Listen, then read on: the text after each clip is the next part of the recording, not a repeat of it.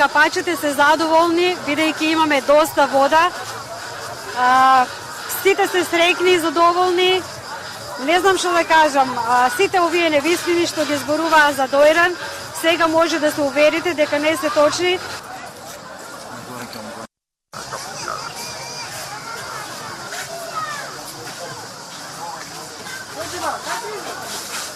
Да, се бавиме, мислам дека нема врска, ништо не е тешко. Водата е чиста и...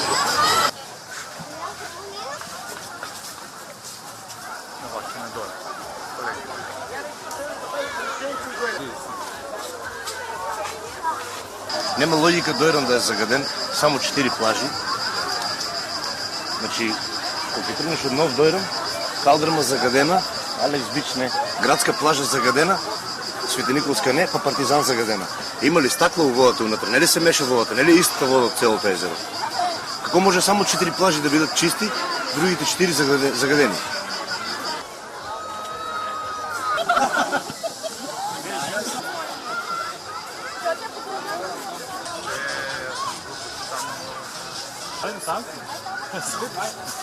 Айде,